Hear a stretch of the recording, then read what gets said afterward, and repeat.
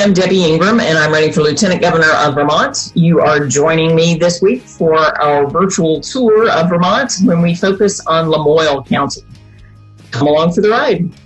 Taking a look at Lamoille County by the numbers, we see that the population is a little over 25,000. The non-white percentage of the population is only 4%, which means it's not one of our most diverse counties. The poverty rate is right at 11%, which is the same as the state as a whole. And the median family income is just right around $55,000 a year, which is very close to the median family income for the state. Home prices are pretty high, though. The median home ownership cost is a little bit above that of the state, and very close to the rent for the state. So that's not too surprising. We know there's some well-to-do parts of Lamoille County with some large homes, and that's probably driving up the home prices there. And there are not quite as many farms as there are in some other counties, only 324. But there are certainly some beautiful mountains and good ski areas. Lamoille County is home to Vermont's highest mountain, Mount Mansfield. And of course that means great skiing during the winter months, but it also makes for wonderful leaf peeping during the fall. My sister and I went just last year, as a matter of fact. We took the gondola sky ride up to the top of Mount Mansfield, and we had a really nice lunch at the Cliff House restaurant there. It's a beautiful, beautiful view, and more adventurous people can go zip lining, but it really is a great thing to do in Lamoille County. Lamoille County is home to one of the most interesting historic features of Vermont, covered bridges. There are actually more in Lamoille County than in any other county in the state, 14. And while some say they're just quaint and attractive, others know that they are examples of engineering advancements for their time. The key question is, why are the bridges covered? And while that's up for debate, the most accepted answer seems to be that the coverings protect the structures supporting the bridge.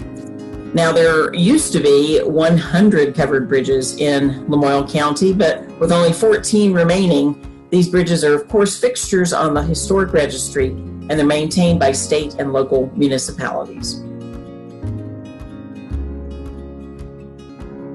I'm here now with Hannah Miller and Saudia LaMont. They are the co-directors of the Racial Equity Alliance of Lamoille. And I'm very happy to have both of you. Thanks for joining me today. I just want to read REAL's vision statement. REAL envisions a community that embodies inclusion, equity, and justice as values central to our identity. We are committed to building a safe community where all people experience dignity and respect, and all are welcome with kindness and belonging. Well, I guess my main contribution so far have been working with Saudia on the Real Schools subcommittee, which has been exciting because I'm an educator and I'm interested in school systems and how we can work towards anti-racist school systems, pre-K through higher ed. So that work in the community has been helpful to me for a few reasons. One, it's just allowed me to hear the voices of the community members who started the organization, who saw problems and took action to try to solve it. And that now, just in these last few months, when this movement has really picked up, they were already organized, and we had people to go to ask for help in working more and figuring out how to get people involved in this long-term work. And so I have really appreciated the organization that is already there. So another thing that I've really appreciated about this work is that it's really helped me think about how communities and schools need to work together in order to solve these problems. And so that takes me back to your question, Debbie, about at the state level, what can we do? I think the state is a big part of that. The Agency of Education and the state legislatures, if they send messages and prioritize anti-racist work, that goes a long way in the school systems and just feeling like it's okay to prioritize that work too. And so I think that the community and the schools and the state all have to be partners in this work. And it's exciting to be a part of that with the Real Schools group. That makes a lot of sense. That's really important, and you're right. And I was pleased to be able to be a part of the ethnic studies bill that we passed in the state legislature to form a work group that's looking at some of what's going on in our schools. But yeah, definitely more work to be done. And so I really appreciate you so much. The things that we've seen in this country and the stories that we've heard from folks in Vermont about how they experience our state have been appalling and sad. But I talk to folks like you, and I see that there's hope and there is great work that is going on. So I thank you very much for what you've brought to the county and to our state. In this work and everything that has taken place, and as far as Real Schools is concerned and working with the schools, and as Hannah just said, the work that you could do with, through the Agency of Education is really, really instrumental, because not only is this historical learned behavior, but it's lived, and it's generational.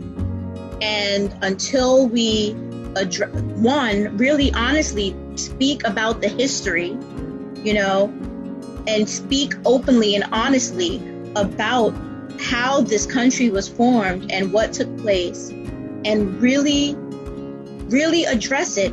Is it going to be harmful? Yes, but we really need to do that, because the children are learning not only from school, but in their home lives and from their families. And so when you have these generations teaching hateful things going forward, if they're only getting partial information from the school system, they really can't make their own decision. And it's my opinion that, not Real's opinion, Saudia's opinion, that, that really the key to ending this generational curse and these generational curses and cycles are through the youth and through the children. And so if really stepping up to the plate and holding some accountability there to where we can really access. But that would be really something that you could do, that I would support 100% wholeheartedly. We're not there yet, but we can get there as long as we continue to do the work. And we just need people to continue to come to the table and to continue speaking out and continue activating and advocating and implementing change until we get there.